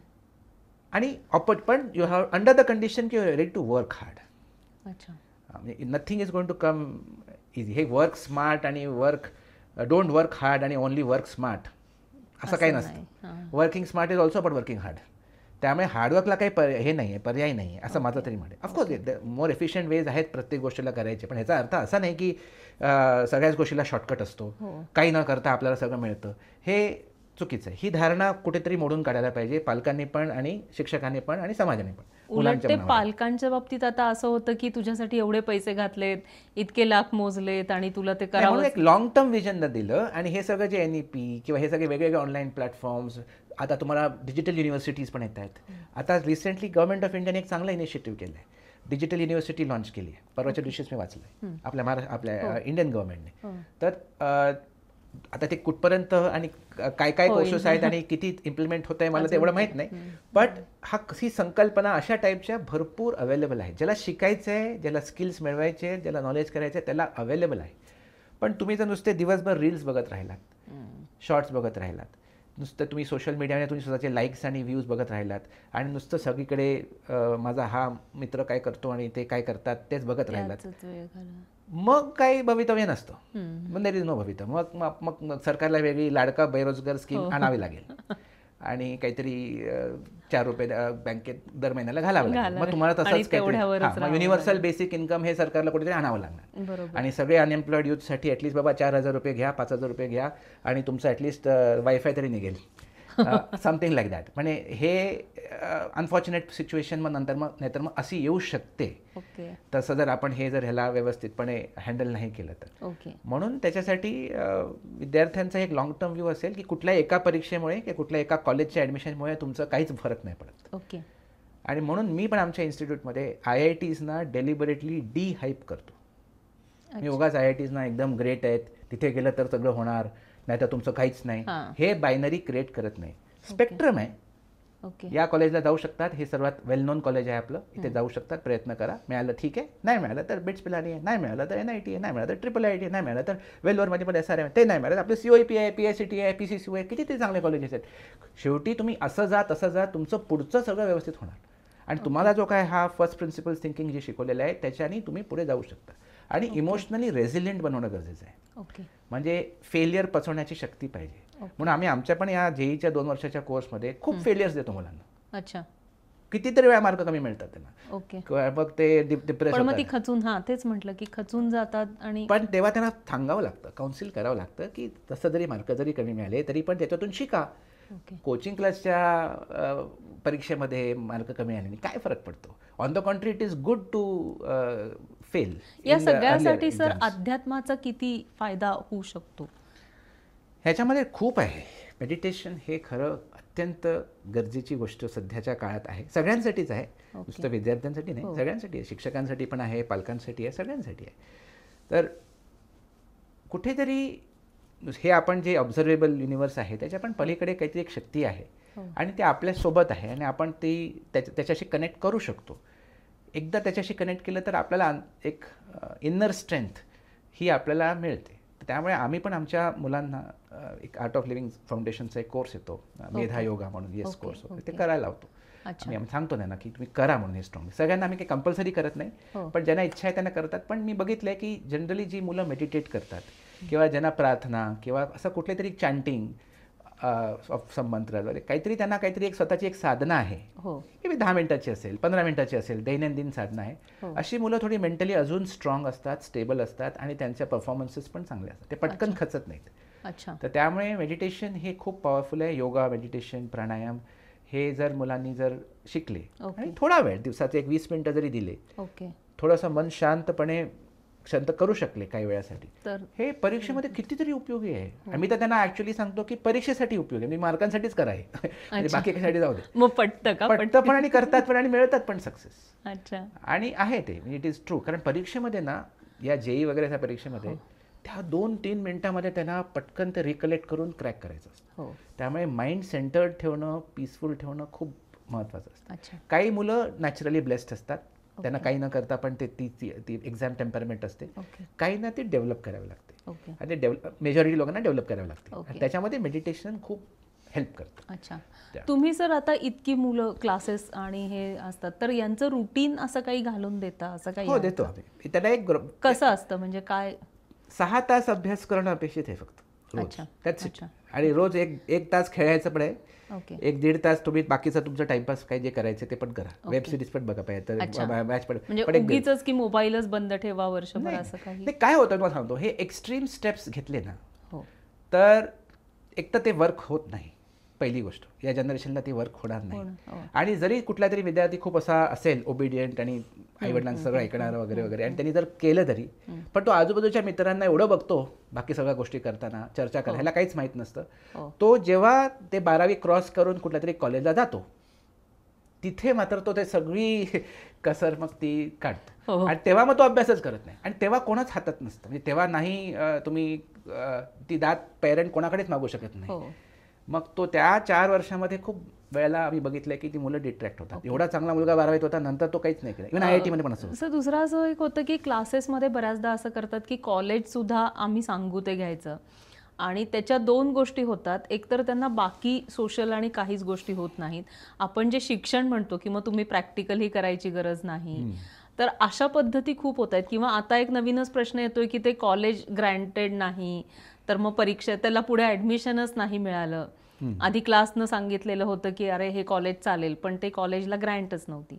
सो त्यांना JEE मध्ये मार्क किंवा CET मध्ये चांगले पडले, पण कॉलेज ग्रँटेड नसल्यामुळे.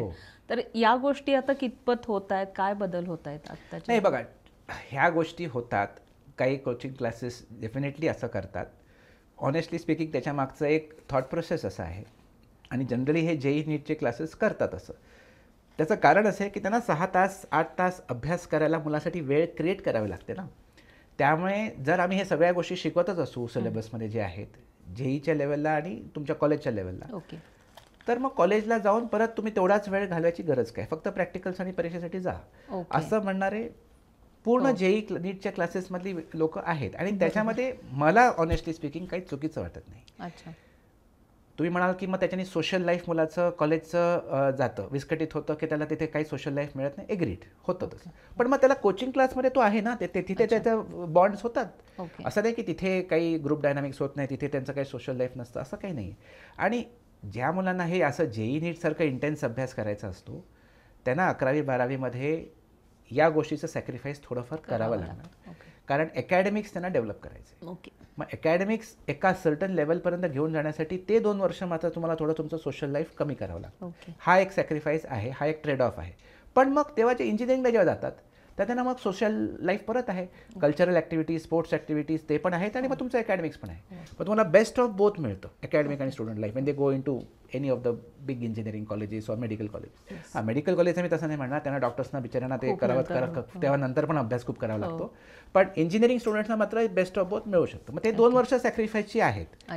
मग ते सॅक्रिफाईसची असतीलच, तर मग कशाला मग त्या कॉलेजच्या परत सोशल लाईफच्या मागे पडायचं, मग ते त्यांना सॅक्रिफाईस करावं लागतं. तर ते मी याचं समर्थन नाही करत, पण मी ह्याला विरोध पण नाही करत, कारण ह्याच्या मागचं काहीतरी भूमिका आहे, काहीतरी एक थॉट प्रोसेस आहे, आणि ते लॉजिक आहे. सगळ्यांसाठी नाही. ते जे JEE नीट वगैरे करत नाहीत, असा इंटेन्स अभ्यास करत नाहीत, त्यांनी कॉलेजला जरूर जावं. नाही, पण हे ग्रँटेड कॉलेज आहे का याच्यावर विश्वास कितपत ठेवायचा ते व्हेरीफाय करायला पाहिजे ना मग आपल्या पॅरेंट्सने. मग तिथे मग त्यांचे जे काही कॉलेजचे पेपर्स वगैरे काय जे असतील, जे काही त्यांचे परमिशन्स असतील किंवा जे काही असतील, ते पेरेंटला राईट आहे विचारायला की तुम्ही आम्हाला हे दाखवा, आणि पाहिजे मध्ये एकदा ते एज्युकेशन डिपार्टमेंटकडून ते एकदा चेक किंवा करू का तुमचं कॉलेज आहे ना रेकग्नाइज की नाही.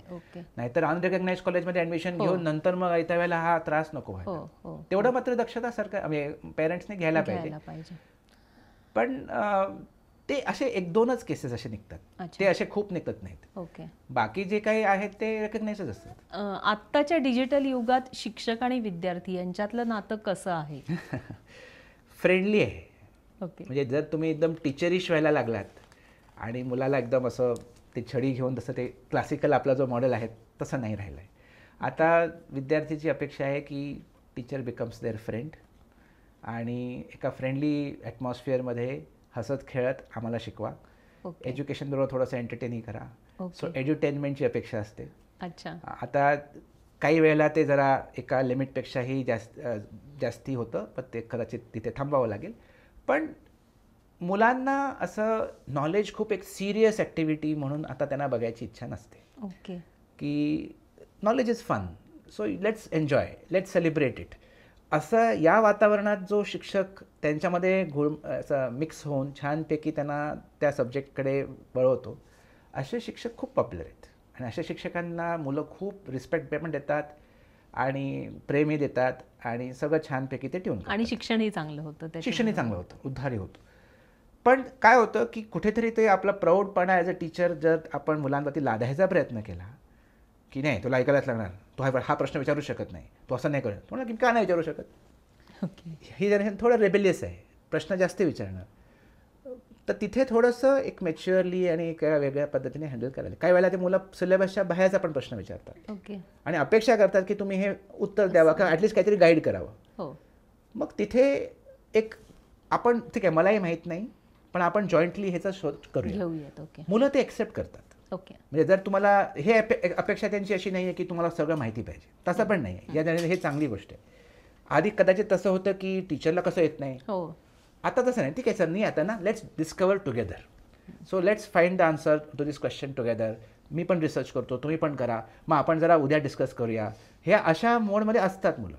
पण तिथे कधी कधी शिक्षक काय म्हणतात, हा प्रश्न विचारायचाच नाही, तू कसा विचारला प्रश्न, किंवा हे आउट ऑफ सिलेबस आहे, मी उत्तर देणारच नाही, हा तुला येणारच नाही, तुला झेपणारच नाही, किंवा हे नाहीच आहे. हे असं काहीतरी करून ते एस्केप करायचा प्रयत्न करतात, ते तिथे चुकतं. तर तिथे असं सांगायचं की ठीक आहे मला याचं उत्तर नाही माहिती, पण मी पण विचार करतो, तू पण विचार कर, आपण परत हे डिस्कस करूया, मी पण कन्सल्ट करतो. पण मुलं ते एक्सेप्ट करतात, ठीक आहे sir, no problem, let's discuss it next time. पण ते करायला पाहिजे नेक्स्ट टाईम. तसं जर केलं तर मग ही मुलं ते एक्सेप्ट करतात. त्यामुळे फ्रेंडली पाहिजे, एक कोलॅबोरेटिव्ह अप्रोच पाहिजे. त्याने want a team player, a senior mentor पाहिजे त्यांना. टीचर म्हणजे ते मेंटॉर म्हणून बघतात. ते असं आम्ही फक्त तुमचं ऐकणार आणि तुम्ही फक्त आम्हाला सांगणार, आम्ही सगळं तुमचं आज्ञापालक शिष्य म्हणणार. आता तो जमाना नाही आहे. It is not like that. त्यामुळे आपण त्या मुलांमधलं जी काही जी शिक्षणाची किंवा नॉलेजची जी काही पिपासा आहे, आणि हा जो थोडासा एक रेबेलियसनेस म्हणूया आपण, हा जो आहे त्याचा सन्मान ठेवून तुम्ही युक्तिपूर्वक जर शिकवलं तर it works, and it works very well. Okay sir, आत्तापर्यंतच्या ह्याच्यात तुमच्या लक्षात राहिलाय असं स्टुडंट किंवा त्यांना काही वेगळं केलंय काम? नाही, खूप आहे. तो प्रचंड विद्यार्थी आहेत. आणि म्हणजे आता एक जर मला अजून एक मुलगा आठवतो, अमोल गाडवे म्हणून होता. तर तो लिटरली म्हणजे अनवाणी आला होता आमच्या इन्स्टिट्यूटमध्ये, आणि त्याला तो साईबाबाच्या मंदिर आपल्या शिर्डींच्या बाहेर एक फुलवाले होते, त्यांचा मुलगा होता. त्याला फीज भरायची पण त्याच्याकडे क्षमता नव्हती, पण आम्ही त्याला शिकवलं. We did not charge anything. पण आता जो चंद्रयानचा प्रोजेक्ट झाला त्याच्यामध्ये तो इस्रोमध्ये त्याचं एक मेजर कॉन्ट्रीब्युशन होतं. तो ही वेंट टू IIST. तर 2 वर्ष आमच्याकडे शिकून तो 2005ला विजय भटकर सरांनी, आम्ही त्यांना चीफ गेस्ट म्हणून बोलवलं होतं आमच्या, तर त्याचा सत्कार पण केला होता. विजय भटकर सरांनी पण त्यांचं त्या मुलाचं विशेष कौतुक केलं होतं. आणि तो IISTला गेला होता तेव्हा, Indian institute of space technology, Thiruvananthapuram. आणि तिथेच त्यांनी पुढचं एज्युकेशन करून मग इस्रोला त्यांनी जॉब केला, आणि he was part of it. मला एक या स्टुडंटचं नाव मी डेफिनेटली घेईन. बरेच आहेत. म्हणजे बेसिकली आत्ता रिसेंटली आमचा एक दर्श पटेल नावाचा विद्यार्थी, तो काय अमेझिंग गोष्ट करतो आहे. आता पण जर्मनीला गेला आहे एका इंटर्नशिपसाठी.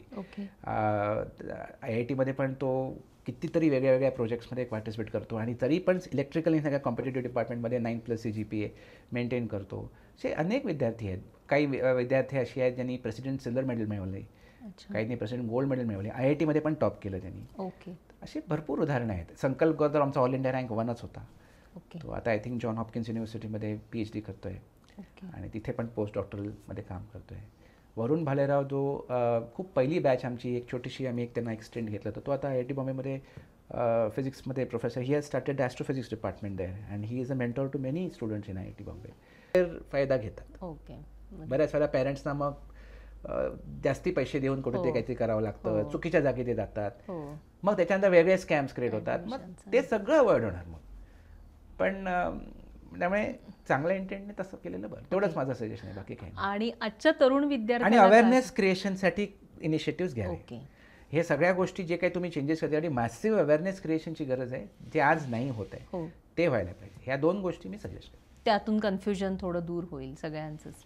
बरोबर आहे. तुम्ही जर चांगला निर्णय जरी घेत असेल तर चांगल्या निर्णयाचा तर अवेअरनेस व्हायला पाहिजे आणि त्याच्याने तुमचाही प्रचार होईल, सरकारचाही प्रचार होईल, त्यांचाच फायदा होईल असं. त्यामुळे इट शुड बी डन असं मला वाटतं. ओके.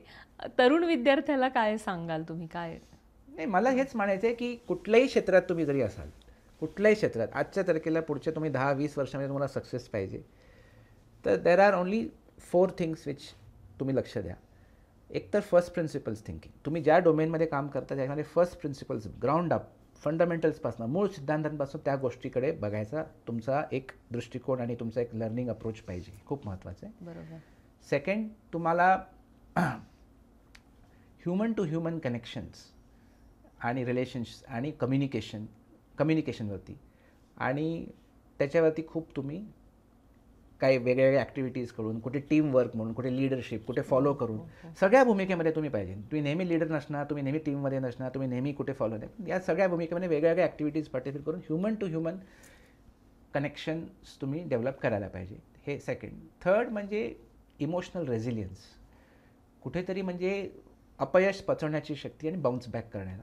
कारण अपयश is a very good teacher, failure is a very good teacher. So learning खूप होतं त्याच्याने. त्यामुळे आम्ही पण विधान म्हणतो की मला मार्क कमी मिळाले ना, गुड, त्याच्याने तुम्ही अजून शिकाल, you will learn more and next test you can do better. त्यामुळे फेलियर करून कडे बघण्याचा दृष्टिकोन बदलायला पाहिजे. हे direct depression, direct suicide is immaturity. त्यामुळे जर व्यवस्थित आणि long time, life is very big, life is very vast. त्यामुळे एका इव्हेंटमुळे काहीच होत नसतं. तर ते इम्पॉर्टंट आहे की तुमची आतली शक्ती मोर पॉवरफुल आहे as compared to the situation in front. परिस्थितीपेक्षा तुमची शक्ती, अंदरुणी शक्ती जास्ती नेहमी मोठी असते. फक्त तुम्ही त्याच्यासाठी त्याचं आव्हान करायला पाहिजे, त्याला तुम्ही टॅप करायला पाहिजे. आणि फोर्थली, लर्न टू लर्न. सगळी गोष्ट शिकायला पाहिजे. आणि इमोशनल रेझिलियन्समध्ये हे पण आहे की यू हॅव टू बी काम अँड सेंटर्ड. त्यामुळे हे सगळे मेडिटेशन वगैरे या गोष्टी त्याच्यामध्ये आल्या. पण फोर्थ गोष्ट ही अप्रोच पाहिजे की सगळ्याच गोष्टी बदलत राहणार आहेत. नॉलेज एक स्टॅग्नंट नसतं, नवीन गोष्टी येत राहणार प्रत्येक क्षेत्रामध्ये. तर आपण फ्लुइड राहायला पाहिजे, आपण डायनामिक राहायला पाहिजे, काळानुसार आपण नवीन गोष्टी शिकत राहायला पाहिजे. त्यामुळे लर्निंग टू लर्न, लर्नॅबिलिटी महत्त्वाची, इमोशनल रेझिलियन्स महत्त्वाचं, ह्युमन टू ह्युमन कनेक्ट महत्त्वाचं आणि फर्स्ट प्रिन्सिपल्स थिंग. ह्या 4 सूत्रांनी कुठल्याही क्षेत्रात सक्सेस आज मिळू शकतो असं मला तरी वाटतं. पण या 4 पैकी एक जरी नसेल तर मग सगळ्या प्रकारचे मग आपण जे ऐकतो ते प्रॉब्लेम सुरू होतात. आणि हे 4ही डेव्हलप करणं शक्य आहे. बरोबर. आणि कुठल्याही गावाच्या मुलाला शक्य आहे, शहराच्या मुलाला शक्य आहे, कुठल्याही क्षेत्रात कुठलाही काही करत असेल तरी तर शक्य आहे. फक्त त्याला आतून ती इच्छा पाहिजे. पण मला सगळ्या गोष्टी सोप्या पाहिजेत, मी मेहनत कशासाठीच करणार नाही, मला नेहमी सक्सेसच पाहिजे, मला सगळं मला कुठली गोष्ट खोलात समजून घ्यायची नाही आहे, मला फक्त काय just tell me how to fix it, एका क्लिकमध्ये मला सगळ्या गोष्टी पाहिजेत. एका क्लिकमध्ये सक्सेस होत नाही. So that has to be imbibed by parents, teachers and society. So it is a long drawn process आणि इट्स एन्जॉयबल. त्या फायनल गोलपेक्षा that the road is so enjoyable. तर तसं असेल तर मग काही प्रॉब्लेम येत नाही. अगदीच. हे सगळं शॉर्ट टर्म, नॅरो, मग प्रॉब्लेम येतो. वाईड आणि लॉंग टर्म बघितलं तर आणि मनापासून शिकत राहा, मनापासून शिका, जे आवडतं ते शिका. आणि आज शक्य आहे. आपल्याला कुठे शक्य होतं? आपल्याला एवढे 2-3 ऑप्शन दिले होते, आपण काहीतरी घेतलं, काहीतरी झालं. आता तसं नाही. आता तुम्हाला 1000 ऑप्शन समोर आहेत आणि ते चेंज करण्यासाठी पण भरपूर ऑप्शन्स आहेत. एवढे रिसोर्सेस असताना you should be happy. Depression येताच कामा नाही. डिप्रेशन हे फॅशनेबल वर्ड झाले अनफॉर्च्युनेटली, त्याला काढून टाकायला पाहिजे आपल्या मुलांच्या डिक्शनरीतून. आता हॅपीनेस इज पॉसिबल एव्हरीवेअर, कारण एवढे रिसोर्सेस आहेत आणि knowledge is fun. When you follow, असं म्हणतात आमचे एक गुरुदेव श्री रविशंकरजींचं एक छान वाक्य आहे, when you follow fun misery follows you, when you follow knowledge fun follows you. So you follow knowledge, everything will start aligning. एवढंच मी विद्यार्थ्यांना सांगितलं नाही काय. सर, एक शेवटचा प्रश्न असा होता की बाहेरच्या युनिव्हर्सिटीज आता येत आहेत भारतात, तर त्याचा काही फायदा इथल्या मुलांना होऊ शकतो का, आणि काय आत्ता ॲक्च्युअल परिस्थिती काय आहे ती? आता जस्ट एक फॉरेन युनिव्हर्सिटीज ॲक्ट पास झालेला आहे, त्यामुळे तुम्ही जो प्रश्न मगाशी पण विचारला होता की आता हे जे ट्रम्पचे पॉलिसीज वगैरे बदलल्यामुळे इंडियन स्टुडंट्सना एक अमेरिकन ड्रीम त्यांचं क्वेश्चन मार्कमध्ये आलेलं आहे. तर त्याच्यासाठी एक चांगली बातमी दुसरी आपल्या देशामध्ये ही आहे की हे वेगवेगळे युनिव्हर्सिटीज अक्रॉस द वर्ल्ड इदर इंडियामध्ये येऊन स्वतःची युनिव्हर्सिटी स्थापित करतील. ते जरा डिफिकल्ट आहे, खूप कमी लोक असं कदाचित करू शकतील, पण ऑलरेडी 5 युनिव्हर्सिटीजने MOU साईन केलेला आहे वगैरे अशा बातम्या आपण ऐकतो. पण मोर इम्पॉर्टंटली कोलॅबोरेटिव्ह लेवलला किंवा ट्रेनिंग प्रोग्राम्स करायला, किंवा 2 वर्ष इकडे 2 वर्ष तिकडे पाथवे प्रोग्राम्स, असे भरपूर गोष्टी आता इंडियामध्ये होणार आहेत. त्यामुळे ज्या विद्यार्थ्यांना बाहेरगावी शिकण्याची इच्छा होती 12वी नंतर किंवा ग्रॅज्युएशन नंतर, ते इंडियन कॉलेजेसचंच आता कोलॅबोरेशन वेगळ्या युनिव्हर्सिटीज बरोबर होणार आहे पुढच्या काही वर्षांमध्ये. आणि त्यामुळे आपल्याला इकडे बेस्ट ऑफ बोथ मिळून जाईल आणि कमी कॉस्टमध्ये मिळून जाईल. त्यामुळे ही एक चांगली गोष्ट आहे. या सगळ्या म्हणजे इथे थांबून ते बाहेरच्या युनिव्हर्सिटीची पदवी घेऊ शकतात. कारण इव्हन आता हे बऱ्याच कोर्सेस त्यांचे जे आहेत ते ऑनलाईन पण करू शकतात, त्यांचे प्रोफेसर्स ते शिकू शकतात आणि त्यांना दोघांचे डिग्रीज मिळू शकतील किंवा फक्त एका युनिव्हर्सिटीची डिग्री मिळू शकेल. त्यांच्या MOU ज्या नेचरचा आहे त्या बेसिसवरती पॉसिबल आहे. आणि NEP आणि या फॉरेन युनिव्हर्सिटीज ॲक्टच्यामुळे हे अमेझिंग सेट ऑफ पॉसिबिलिटीज आता निर्माण होतील. म्हणजे शेकडो युनिव्हर्सिटीज येतील. कदाचित सगळ्यांना जमीन घेऊन स्वतःची युनिव्हर्सिटी स्थापित करणं may not be feasible, but existing colleges बरोबर टायअप्स करून पॉसिबल आहे. आता ऑलरेडी बिट्स पिलानीचं जरी हे फॉरेन युनिव्हर्सिटीज ॲक्ट तर रिसेंटली आला, पण एका ऑस्ट्रेलियन युनिव्हर्सिटी आणि फ्रेंच युनिव्हर्सिटीतून गेले 2 वर्षापासून त्यांचा हा ट्रेनिंग प्रोग्राम आहे. 2 years in bits Pilani, 2 years in Australia और इन फ्रान्स. किंवा काही वेळेला असं होऊ शकतं की 2 years हिअर आणि 2 years हिअर ओनली, बट त्यांचे प्रोफेसर्स येऊन शिकवतील किंवा त्यांचे प्रोफेसर्स ऑनलाईन घेतील in collaboration with Indian professors. असं सगळे वेगवेगळे कोलॅबोरेटिव्ह मॉडेल्स आता हे ओपन आउट होणार. त्यामुळे जरी बाहेरगावी जाता येत नसेल तरी इंडियामध्ये राहून पण ते एज्युकेशन मिळू शकेल. तर ही एक चांगली पॉझिटिव्ह गोष्ट आहे आणि हे पण मुलांनी बघायला पाहिजे. Thank you sir. Doctor Mangeshkar sir आज इथे आले आणि त्यांनी शिक्षण क्षेत्रातल्या आत्ताच्या परिस्थितीविषयी खूप चांगली माहिती आपल्याला दिली आहे. सरांचं असं म्हणणं आहे की तुम्ही मनमोकळेपणाने शिकलं पाहिजे, एक्सपोजर खूप आहे, संधी खूप आहेत. विद्यार्थ्यांनी डिग्रीसाठी केवळ न शिकता मनमोकळेपणाने जे शिकायचं आहे त्याच्यामध्ये शिकायला हवं आहे. सरांनी आज इथं NEP किंवा आत्ताच्या शिक्षण पद्धतीबद्दल सविस्तर माहिती दिली. तुमच्या मनातल्या बऱ्याच प्रश्नांना उत्तरं मिळाली असतील. आणखीही काही तुमचे प्रश्न असतील तर अवश्य तुम्ही campusdekho.ai या प्लॅटफॉर्मवर संपर्क साधू शकता. आणि campusdekho.ai चा हा पॉडकास्ट जो आहे तो तुम्ही तुमच्या मित्रमैत्रिणींना आणि त्या पॅरेंट्सनाही शेअर करा. इतरही पॉडकास्ट तुम्ही शेअर करू शकता. आणि campusdekho.ai ला अजूनही फॉलो केलं नसेल, जर यूट्यूब चॅनेलला सबस्क्राईब केलं नसेल तर आवर्जून करा. धन्यवाद.